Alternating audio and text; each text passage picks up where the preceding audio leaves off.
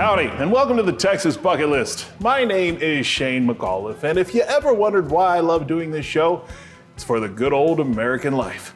For the money, the glory, and the fun. That line is, of course, from the classic movie Smokey and the Bandit, which partly takes place in Texarkana.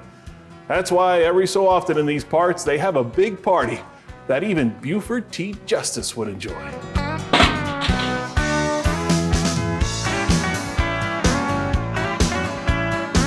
The divide between Texas and Arkansas is usually pretty quiet on most days. State Line Avenue draws its fair share of visitors taking a picture at the post office that's split between the states. But once every few years, you'll hear the massive rumbling of muscle cars making their way down this street, all in an effort to recreate the feeling of Smokey and the Bandit. It kind of put Texarkana on the map. We made it. Finally. It's a big deal in Texas. We started the very first Bandit run back in 2007. It started right here in Texarkana. David Hershey has a serious sweet tooth when it comes to Smokey and the Bandit. The 1977 movie starring Burt Reynolds, Jackie Gleason, Sally Field, and Jerry Reed was a smash hit back then, taking second place in ticket sales that year. The top movie, Star Wars, of course. I saw the movie when I was 8 years old, and to this day I can't figure out why my dad decided to take me and my younger 5-year-old sister to go see Smokey and the Bandit. My theory is he meant to take us to go see Star Wars, and the line was long, and he's not a very patient man. That trip to the movies created a lifelong love for a 1977 Pontiac Trans Am. I've always wanted one my whole life. Finally got old enough where I could afford one and get the one that I wanted. That was in 2006, and little did David know that when he started that engine, it would rev up a rally he didn't see coming. You know, what we ought to do is get a bunch of people together and just kind of do a cruise somewhere. And then the idea came about, well, what if we actually did the one they did in the movie, Texarkana to Atlanta? Honestly, we didn't know if it was just going to be us or maybe one or two others would show up.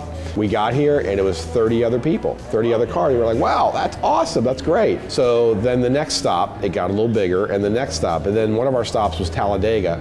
We cracked 100 cars in Talladega that very first year. It's so much fun. This is my second time doing it, and got my 13-year-old son here with me, and just good family trip. This is the most amazing thing we're ever going to do. I said we have to do this every year. This group of Smokey and the Bandit groupies gets together every year, but every 5 years they make the run from Texarkana to Atlanta, just like the Bandit and Snowman did together in the movie, bootlegging beer across the country. Of course, the law was after the Bandit then, and he still is today. I'm Sheriff Buford T. Justice.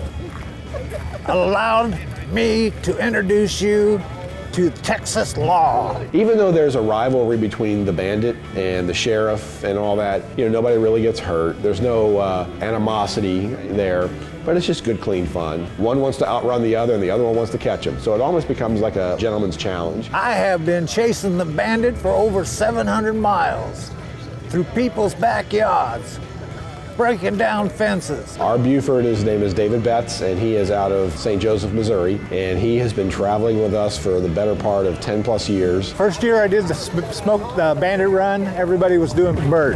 And I went and looked in the mirror and I said, I think I can pull this off. He's our Buford. He travels with us. He's got the car, and he'll stand there. He's out there right now. He'll stand there all day taking pictures, and he just has a blast doing that. He's a great guy. It's something I look forward to, mingling with the people and everything in every state. It's genuine. In Alabama, I had to kiss some babies. It was like, he's here. Please kiss my baby. And I said, okay.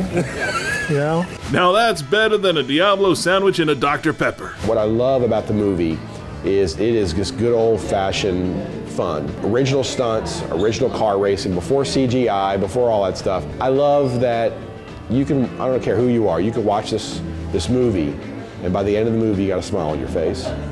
You just can't help it. It's just a good time. It's iconic, it's fun. It's just a fun movie about cars. For some folks, the get-together is all about the movie. For others, it's all about the cars. Either way, it brings people from all over the country and even the world to celebrate a simpler time. the 70s. We were coming out of Vietnam. Music was great. Muscle cars were great.